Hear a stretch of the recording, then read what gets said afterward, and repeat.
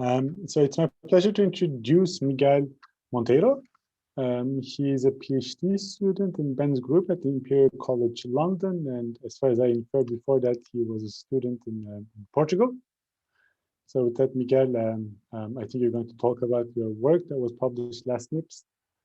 So I'll leave it to you. Thank you very much for accepting the talk. Thank you. Thank you for the introduction. So yes, I will be presenting our work called Stochastic Segmentation Networks, Modeling Spatially Correlated Algorithmic Uncertainty. As Anders said, this was published in NeurIPS of last year. And this work was done by me, Loic Fulgok, Daniel Coelho de Castro, Nick Pawlowski, Bernard Marques, Konstantinos Kamnitsas, Mark van der Wilk, and Ben Glocker. So let's get into it. So I'll start by giving an overview of the methods and background, and then I'll move into some results and examples of applications. So as you may know, image segmentation is an inherently ambiguous problem. So that means that for the same input image, there are multiple plausible segmentations that would be equally as valid, and there would be no way of saying this one is correct, this one is not. And as you can see from this example of lung nodule segmentation, so in this picture, each row represents a different case, and each column represents a segmentation made by a different human expert. You can see that even within human experts, there's some disagreement or some variability between where the segmentation boundaries are and what is part of the lesion, what is not. So the goal of our work is how do we capture this ambiguity with a model? So we want a model that, much like human experts, is able to produce multiple plausible segmentations for the same input. So we want to be able to capture this aleatoric uncertainty. So in this case, it's the uncertainty in the data, not regarding the model, just the uncertainty that is already in the data. So I'll begin by explaining how the current state-of-the-art deep learning segmentation models work and what are the benefits and limitations of this approach. So consider the following segmentation problem, in where we have an image with 2 pixels, x1 and x2, that we want to get labels for y1 and y2. So here, this is representing this graphical model, this simple like 2-pixel segmentation problem. And in the current state of the art, or not state of the art, but the standard deep learning approach, you make the following assumptions. You assume that the logits eta, they are independent when given the image. So they are independent of each other. So if I know the image x1 and x2, and I know eta 1, and I don't need to know eta 1 to know eta 2. So once you pass your image through the network, you get logits that are independent. And the second assumption is that the labels are independent when given their respective logits. So what this means is that by making these assumptions, we're able to turn the segmentation problem into a dense classification problem where each of the output variables is an independent categorical distribution.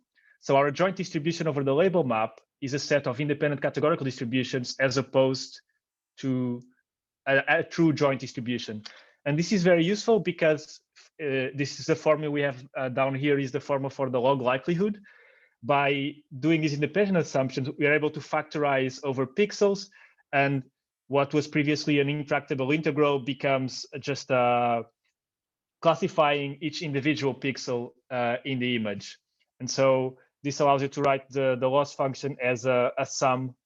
In this case, once you take out the logarithm, it becomes a sum of terms for each pixel. Yeah, please stop me if you have any questions, because this beginning might be a bit math heavy. So please feel free to interrupt me. So this has the advantage that we can factorize and compute the log likelihood, but it also has a disadvantage where, because we're treating the joint distribution as a set of independent distributions, when we try to sample from this distribution, and this is what you see in this picture, because the samples are independent, you get this sort of grainy label noise. And this is BRAT, so this is 3D brain tumor segmentation. So when you go and sample from that, you get an image that's not plausible at all. Like no human would segment this, and no tumor would have this sort of grainy pattern. So what we propose in our paper is that we are going to make the logits depend on each other. And the way we do this is by placing a multivariate normal distribution over the logits. So instead of the logits being independent distributions, it's one joint multivariate normal distribution. And it's important to note, and here is the critical thing, is that this joint distribution has, or this multivariate normal distribution has a non-diagonal covariance. And it is those entries outside the diagonal that enforce those dependencies between different pixels. Now, there are two important details here. The first one is that if you have a huge segmentation problem, your full covariance is going to be the size of your number of pixels times the number of classes squared. So this becomes a huge covariance matrix, and there is no way you'd be able to feed it in like current GPU memories, or even maybe like your RAM of your computer would just be too small. So what we do to address this issue is we use this low rank parameterization for the covariance matrix, where the covariance matrix is given by this P times P transpose plus D, where D is just a diagonal component. So it has number of pixels times number of classes free elements.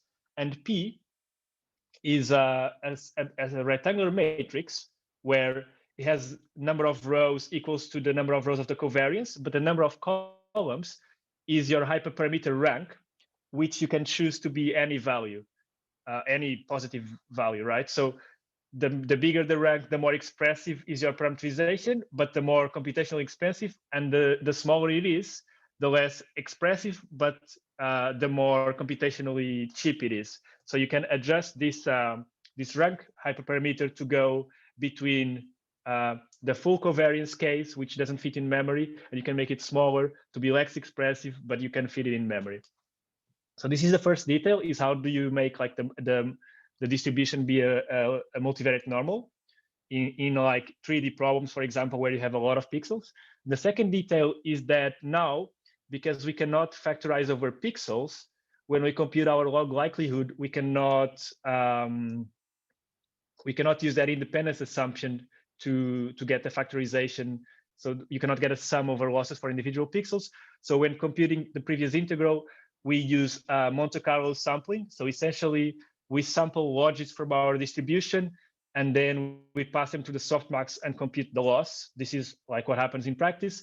And the theory is just that you're pretty much calculating an integral using Monte Carlo sampling. So it's an approximation, but we observe that it's a very good approximation of the actual log likelihood. So how does this happen in practice in our model? So it's a very slight overhead, because what happens is that we don't actually need to change any of the underlying network. We just need to change the head of the network to predict the three elements that define the new multivariate normal distribution.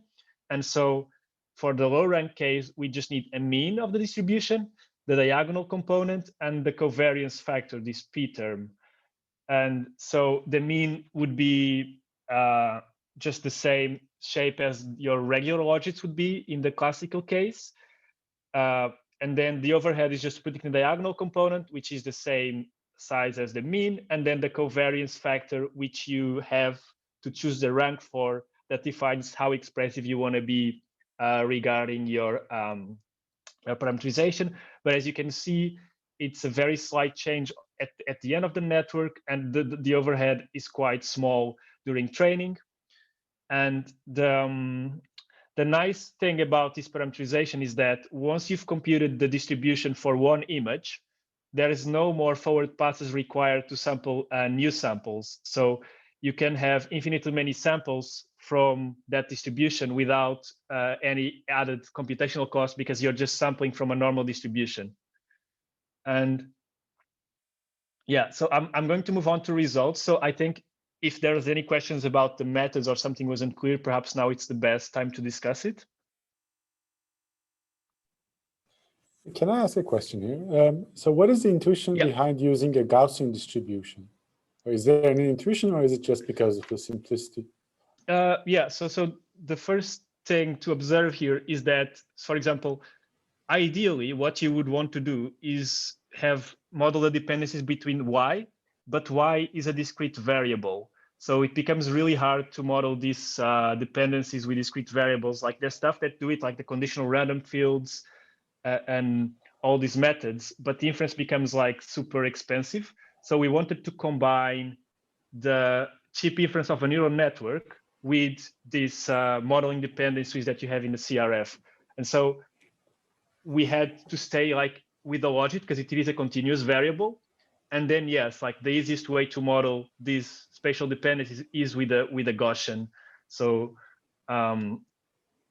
there's not a lot of so there are, but there's not a lot of simple distributions that have covariances. So you have Gaussians and you have a few more distributions that have been extended to have covariances, but it is really the simplest, easiest to implement. Mm-hmm. And perhaps because of that simplicity, it also has less quirks during training. And my second question was, if you go to the next slide, so I get that the P actually also includes a correlation between the different classes. Is that right? Yes. Okay, so that's why it's n classes and pixels and then rank. Yeah, so in reality, we're not only modeling spatial dependencies, but also dependencies between classes, because our output size is for each pixels, there's 4 logit values, or not 4, but there's number of classes logit values, right? So each entry in the covariance is representing a spatial location and a class location, sort of say. That's very interesting. Thank you. Can I ask a question as well? Go ahead. Yes, please. So I'm not sure if you'll talk about it later, but probably this slide is the right place. Do you use any variational inference to compute the loss? As I understand, you predict the mu and all these, right? There is no variational inference because there is no need for so the samples from distribution don't pass through any network, so there's no need to for an approximate distribution because we have the distribution. So to compute the loss, we just do Monte Carlo sampling. So we sample from the normal distribution, we pass it through the softmax, and then we compute pretty much the cross entropy between each of the samples and the ground truth. Yeah, I think I understand. Yeah. And loss computation would probably be, so after you have the predictions for all these 3 elements, you just sample and then you compute. Okay, yeah, yeah. That makes sense. Thanks. Hi, Miguel. I just wanted to confirm regarding this etas, how you connect. So let's say if the image is 10 by 10, so there are 100 pixels. So are all of the 100 pixels having different, represented by different etas? So that's why your covariance matrix would here be 10 by 10. So number of pixels by number of pixels. If you don't do this. So if there's 100 pixels in the image, your covariance matrix, let's say it's like a 1 class or like a binary class problem. So you don't need to have the class, the number times number of classes. So you have 100 pixels, then your covariance matrix would be 100 squared, right? Yeah. Because 100 by 100. So what is your question? How does P look in that case? Yeah, exactly. Yeah. So P would look like it would be 100 by the rank, and the rank is something you decide. You could choose, for example, 5 in this case, and now instead of having 100 by 100 free entries, you have 100 by 5 free parameters, or not parameters, but free or variables, I would say. So it's much smaller to put in memory.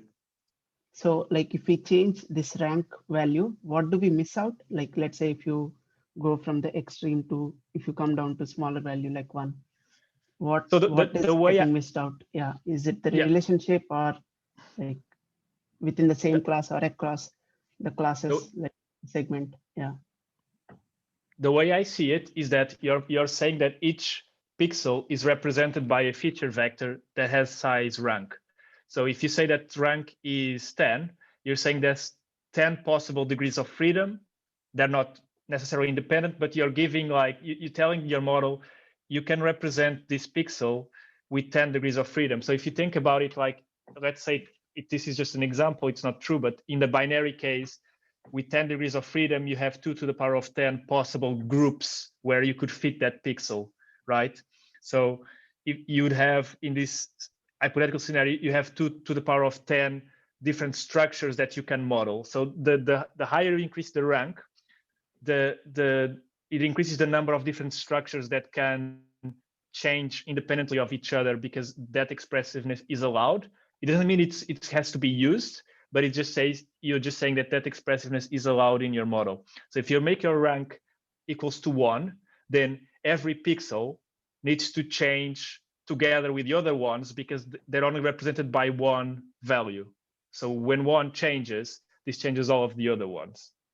Whereas if you make your rank larger, then you're able to have this independence and this like more, they're still linear relations, but they're like more, they can be independent. And you hope that the neural network will model the nonlinear part of those relations. Thank you. Hey, Miguel. I have a question regarding the classical models. So for the cross entropy, we assume that there's independence between the etas, right? But this is just a theoretical assumption. So in practice, that is violated, right? Yeah. Because so you assume that this independence exists so that you can factorize over pixels. And what this assumption is essentially telling you in the theoretical level is that your neural network is so good that is able to capture like this conditional independence, that if I give you an image and you get eta 1, then there's no other information you can learn about eta 1 by knowing eta 2. But if you look at like the error map for a segmentation, you know that those errors are like spatially correlated. You can see them at the borders. So in practice, this assumption is always violated unless your neural network is like perfect at segmentation and never makes a mistake. Thanks.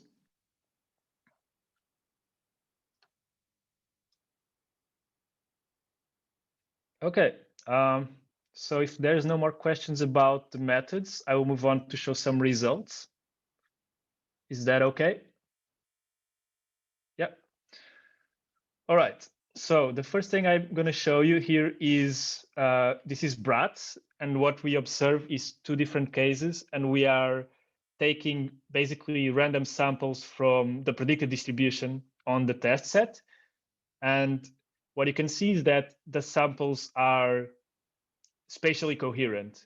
Like the structures that appear and disappear, even if they are wrong, they're appearing like with this spatial correlation between them. So on the first one, you can see like sometimes a red blob appears on the green part. And I should explain, green represents edema, and the red and blue classes represent the tumor core, but the necrotic and non-necrotic core.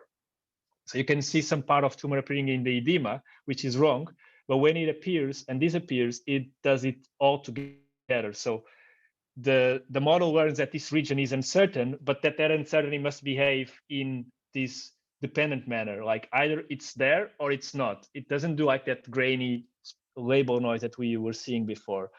And something interesting you can see on the second video is that the edema, when it grows, the whole border grows. So it grows and shrinks, like not only locally, but globally. So it gives you this uncertainty of like, I know there is edema. I don't know how big it is, but if it is big, it has to be big everywhere. If it is small, it has to be small everywhere. So it's quite nice that we observe these. So this is exactly what we wanted to do. And also note that these are 2D slices of a 3D volume. So this was actually modeled in 3D.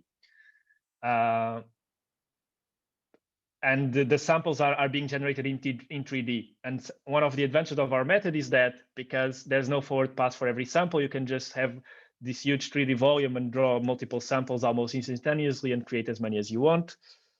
And yeah. So next, I'm going to show you something that we can do with our model, which is what we call real-time sample manipulation or sample correction, which is where, because we have this covariance, that we know which entries represent which class and which spatial location, we can manipulate the sample by scaling the parts of the covariance that relate to a specific class. And this is what we did here. So you start with this huge bit of tumor on top of the edema, which you don't want, and you want to correct it. So now you start like scaling only the tumor class and leaving everything else the same. So we can actually correct this sample to go from a bad sample to a good sample.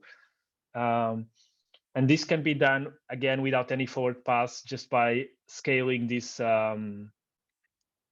this bit of the covariance and recalculating what the sample would look like. And you can do this for all classes and all that.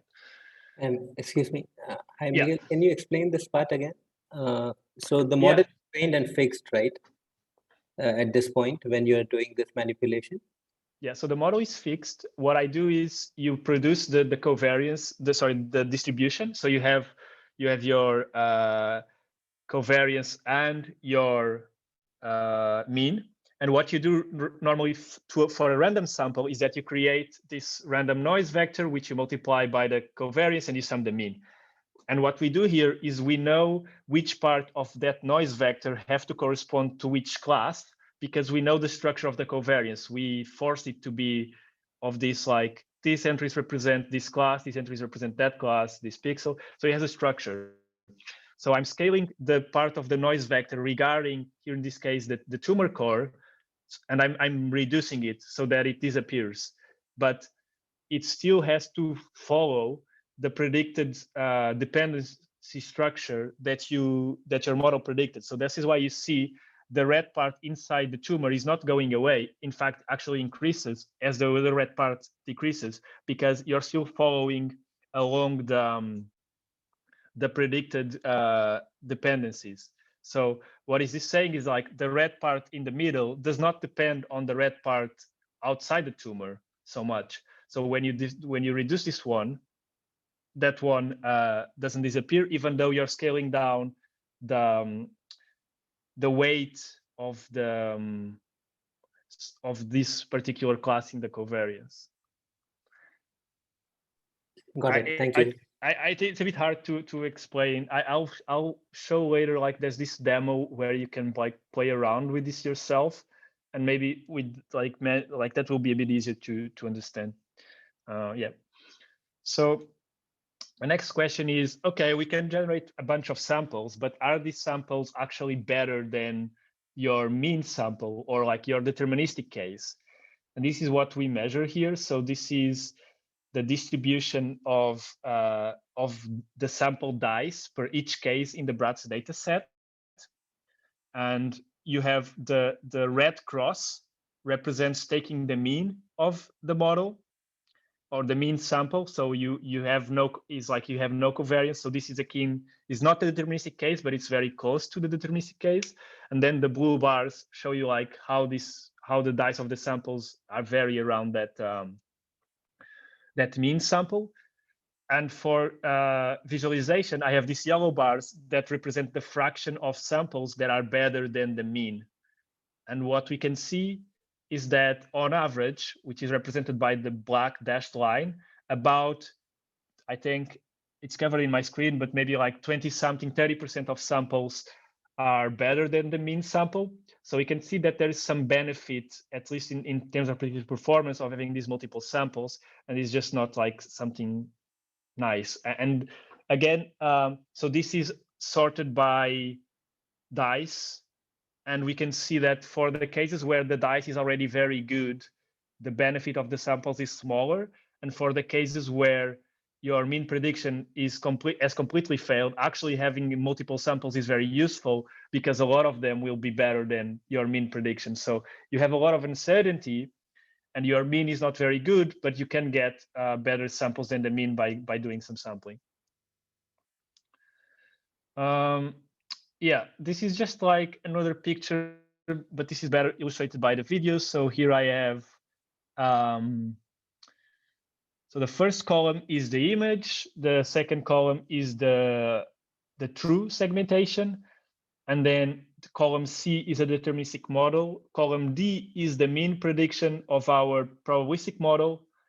Column E is the entropy, not the entropy. What is it? No, it is the entropy. So it represents sort of an uncertainty map. It shows you where your model is not certain. And then the three next columns, F through H, are samples. And I can draw your attention, for example, to column, to row 2, where you can see the deterministic model in C has made a mistake, and our mean prediction has also made that mistake by putting this red blob outside of the tumor. And even though our samples F and H are also incorrect, there's at least one sample G which has corrected this mistake. And this sort of behavior is observed in some other rows as well. But I think this is nicer to visualize in the videos. So, I'm just going to go and skip ahead. So we did BRATs in 3D, but we also wanted to compare with the state of the art. And some of you might be familiar with PhiSeg. Some of you might have worked on it, actually. And so this PhiSeg and the probabilistic UNet, the two methods which we were comparing with, and they use this long nodule data set, which it's quite nice because you have annotations from 4 different experts. So you can actually have true measure of uncertainty in your data set to compare with. And so we ran the baselines, PhiSeg and probabilistic UNet, and our model on this data set to have some quantitative comparison.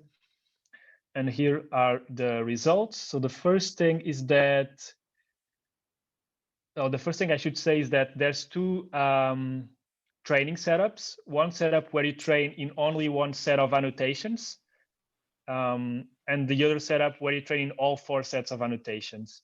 It's important to note, though, that a set does not represent a single expert because this could not be decided from the data. So it has a mix of experts in the one set, but it's just that the model does not see multiple annotations for the same input image.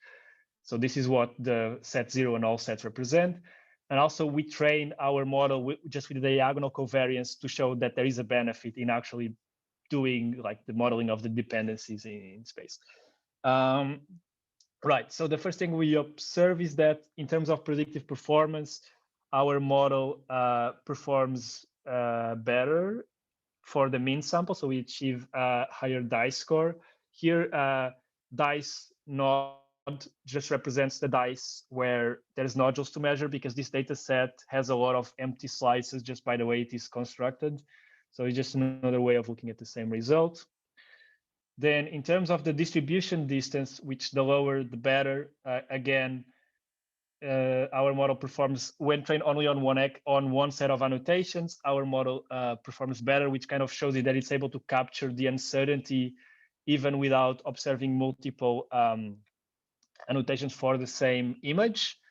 And for multiple experts, it does equal to PhiSeg and probabilistic UNet, similarly.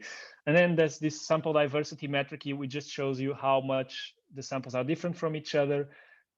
More diverse samples does not mean necessarily better, but it's just like a metric of what kind of variation is your model producing.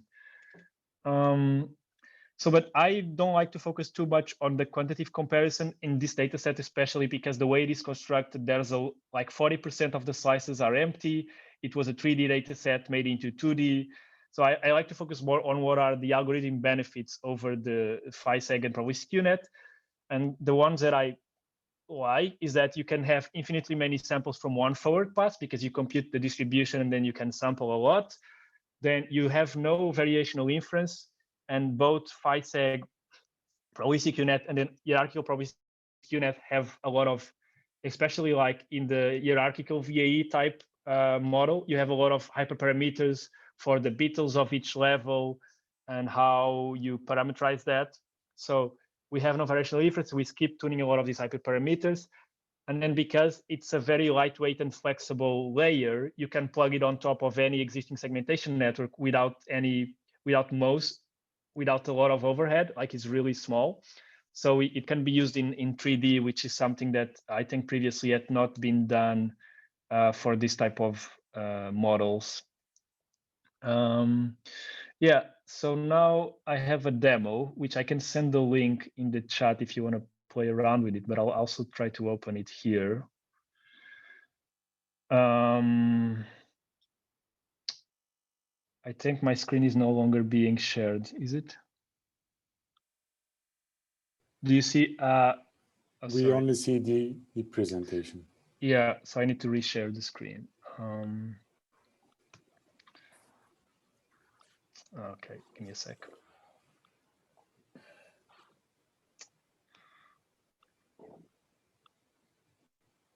So if there's any questions about the results. So when you train with multiple expert annotations, how does your training change? It's just it doesn't change much. It's just that every sample is repeated 4 times with a different label in the data set. So it's still like we don't do anything specific to tell the model that these are the same image. Ah, okay. Just like different, you sample both the image and then the label as well. Yeah.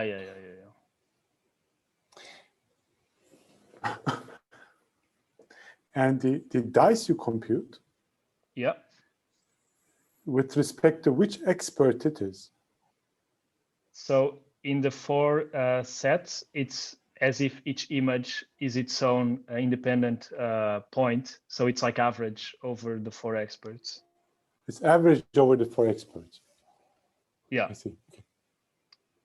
So that's why we then compute that distribution distance, which does something a bit more clever in showing like if it's actually close to the distribution or not.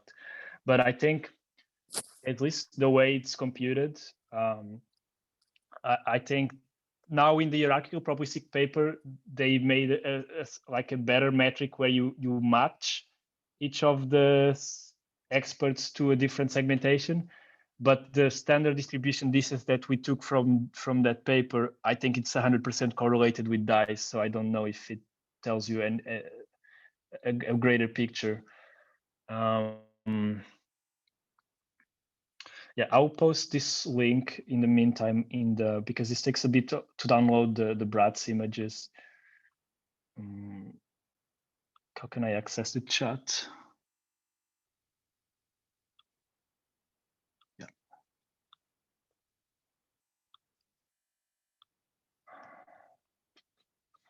Wait.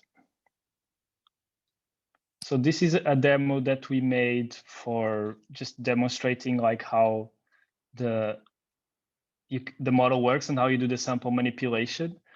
And the only thing here is that the distribution parameters are pre-computed, so there is no forward pass, but all the samples are being calculated in real time.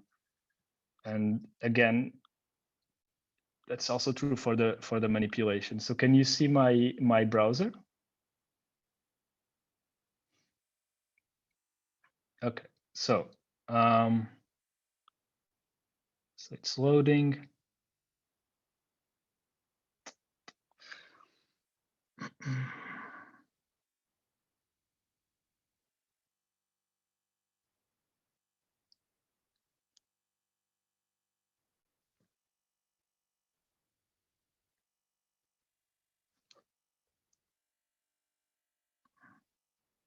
Let's give it a second.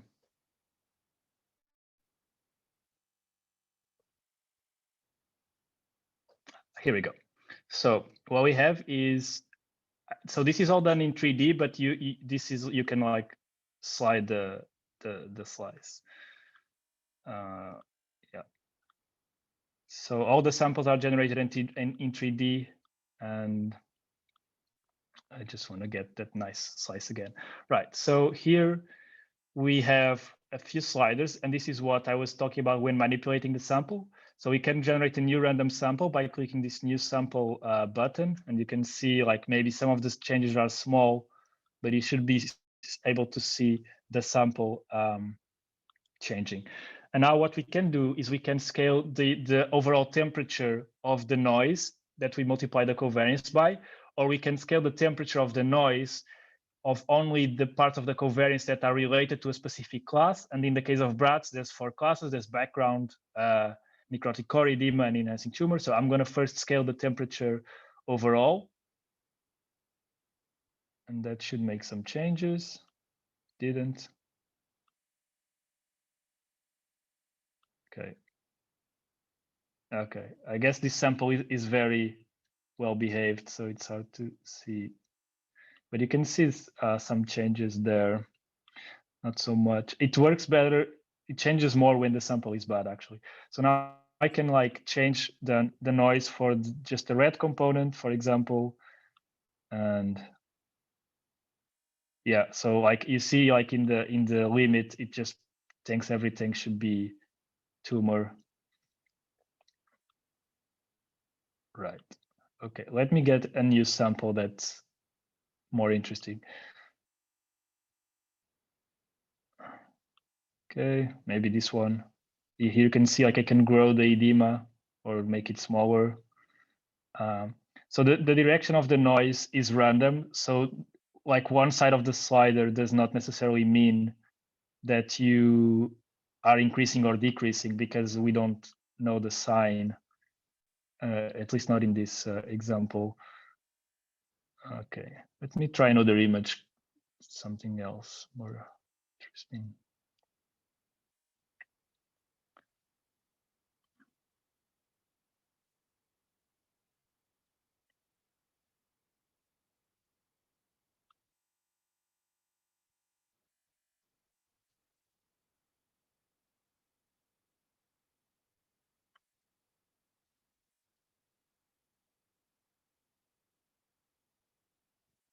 Oh, okay.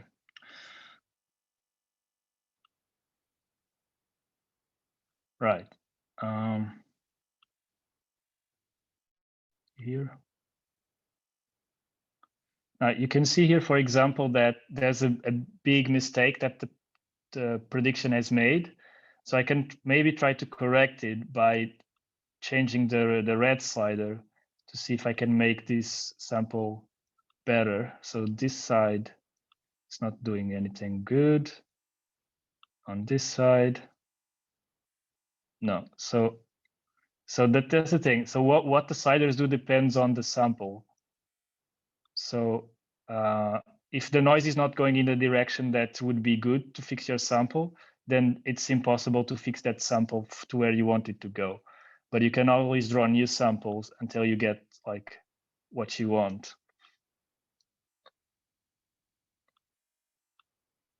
So I can conceive of a scenario where if this was like sort of human in the loop, you could play around with these sliders until you can correct your sample or until you generate a sample that's like to your liking. So eventually one sample should appear where that red region doesn't exist. I guess those will be rare. And of course, when I'm doing the demo, they won't appear, but. Miguel, can I ask you something about what's happening here? Yeah. So let's say you have 4 classes, right? And let's say the image is 100,000 pixels. So your network outputs a mean, which is 100,000 cross 4, right? And this is what you show in the third picture here. Right? Yeah.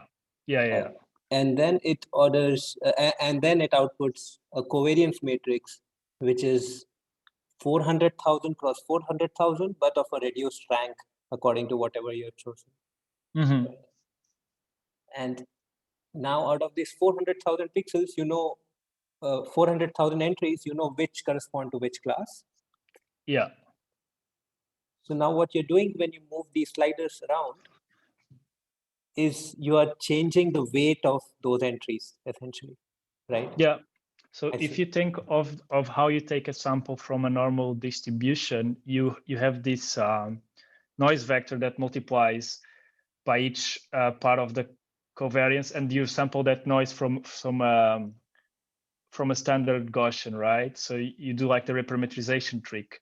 And this, what we do here is similar, but we only multiply the, so we scale down that noise that corresponds to that particular class. So I finally managed to do it, to fix the sample. So this is something that we would like maybe to explore further. How can you use this idea of walking this sample space to go where you want to go? Maybe make those rank components independent. But this was just like a small demo that we did. Yeah, I think this is all I had to show. Sorry, can I follow up on that? So if you reduce the noise, are you not essentially sampling the mean over and over again? So here, if I want to get the mean, I have to set all the sliders to 0. And it should be the mean. Right. So if you set the slider close to 0 only for a particular class, in this case, the necrotic core, then for the red class, so what does this mean now? It just means that regarding the red class, you have no noise. So this is the mean. But it doesn't have much meaning to just say that one part of the covariance is being multiplied by 0, I guess. I see. Yeah, so the overall slider also has that effect where this makes temperature 0 equals to the mean. And what I'm saying is because the noise direction in this example is sampled at random, so there's no preferred direction of the negative and positive of what is increase and what is decrease. And the direction of the noise can be, because the direction is like in a 10D space, and it's sampled at random. It's totally arbitrary what the sliders do when you press new sample. But this is all stuff that could be like made better by coming up with clever ways to walk this sample space or this distribution. Yeah, nice sample. Okay. Yeah, I think this was all I had to share with you today. So I'm happy to take questions or to have a little bit of discussion if you want. Yeah, Miguel, can I ask one more question? Yeah. Yeah, so let's say if we add a CRF on top of the output of probabilistic unit or like 5seg output. So basically that also models some kind of relationship among the pixels, right? But based on the pixel location and intensity values. So if you play around, let's say if you pass an image through the network, you get some inference. So you have the output after the softmax. Then now if you change these parameters in the CRF, like weighting how much you give to the intensity, like if they are same, they should have the same pixel values or something like that. Can we also do something in that direction and see if that dice, like if you have done that, like will that dice score come closer to what your model gives? If we, like, I don't know. I know why like the CRF idea to me is less appealing is because it's really hard to sample from a CRF. So usually you do mean field inference where you get the most likely prediction out of your CRF. So even if you train with the CRF at inference, so first of all, when you get a test image, you still need to do inference to get this most likely prediction. And then there's some, it's not like it doesn't exist. There's some literature on how to sample from CRFs and graphical models, but it's really difficult. Yeah. No, I meant in terms of like, let's say if there are some mistakes in the segmentation, will the CRF also be able to fix some things it cannot fix? Yeah, so, probably. Like that's what the CRF is for. But in our case, we are more interested in the samplings more than fixing stuff. This fixing, like this demo, is just like an example of how it can be used. Yeah, I think sample diversity, I think it may not be much. So I was asking about fixing the mistakes in the segmentation mask. So maybe CRF might also be able to do some decent job. People have done this provided, of using CRFs on top of neural network outputs to improve the DICE scores for sure. I mean, I've seen this a lot actually. Yeah. Okay. Yeah. Thank you.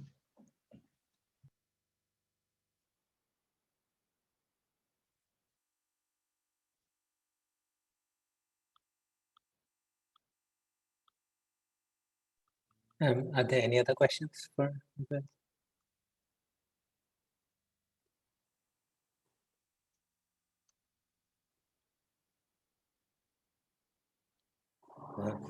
In that case, I can ask one more question, maybe, if you don't mind.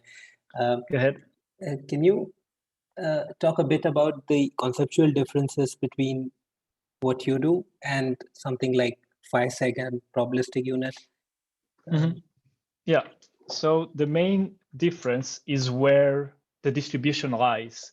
So in phi-seg and probabilistic unit and hierarchical probabilistic unit, you have these latent distributions in a VAE. And so your sampling happens inside the neural network. And these distributions are usually diagonal normal distribution. So every component of the distribution is independent, and you rely on the neural network to then turn those independent samples into like a dependent sample in the output. And to do this, you need variational inference. So you need an approximate, what do you call it? The Q distribution that you sample from, and then you do the KL. I don't remember the name. Anyway, so you need this approximate procedure to train the model. And that, for example, in the phi-seg, when you do like the hierarchical VAE, you need like the beta parameter for each stage. You need to tune that, and it becomes like this really huge loss with many steps that becomes hard to balance. And the difference in our case is because the distribution is at the output of the network, and we make the distribution correlated there. We don't need it to pass through layers to enforce those correlations. We don't need to use variational inference because we can sample directly and do just Monte Carlo sampling, because we're just doing that through a softmax and not through a whole neural network, which would make Monte Carlo sampling not work. So because we are sampling to a very simple function, we are able to do that.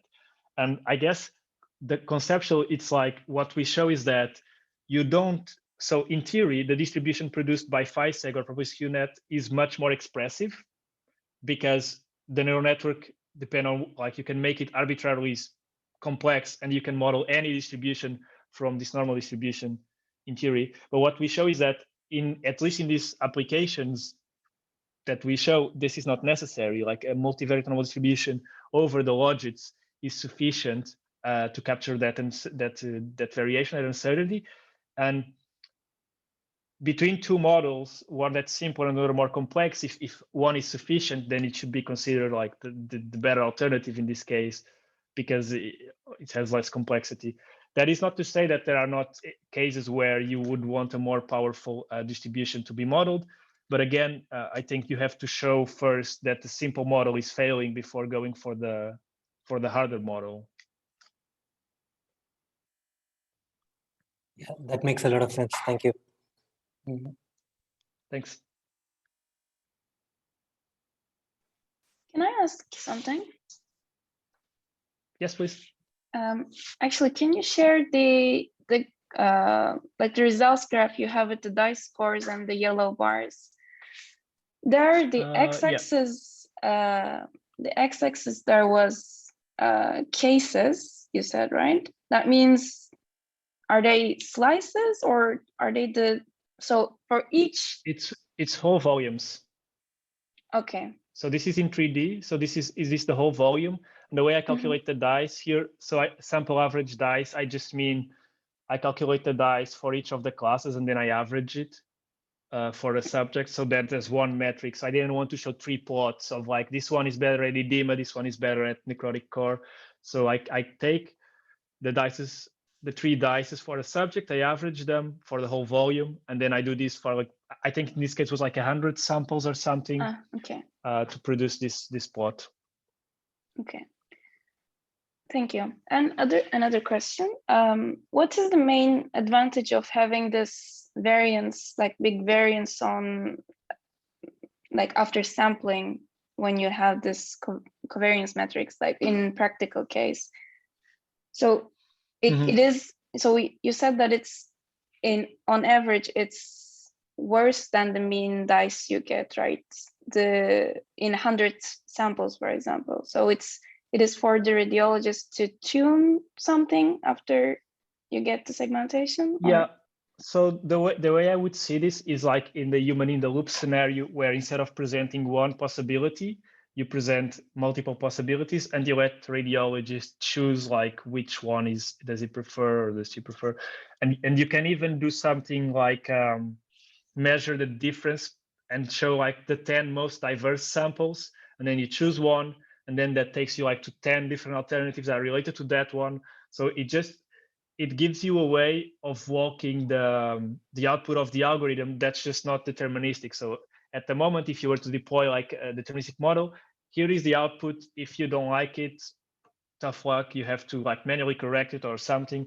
And here in this case, you can say to the algorithm, okay, this is not good, I want to go there. And you can like have more interaction between the human and the algorithm of like what to come up with, like sort of a joint solution to the problem. Yeah, but in fully automatic settings, there is nothing you can, because you cannot know which of the samples are good and which ones are bad, right? Yeah, exactly. Yeah, that was my concern for a non-expert. Thank you. Thanks. Can I also ask a quick one? Yeah. So as the uncertainty in your images increases, I think it is expected to have more diverse samples, right? Because as the what? Sorry. Uncertainty in your images increases. I think we are expected to see more diverse set of samples from your algorithm, right? Did you observe such correlations in your algorithm? I didn't measure that, but I would say that that's probably like correct. So the more uncertainty there is, the more different the samples will be, but I didn't measure it. I see. Yeah, thank you.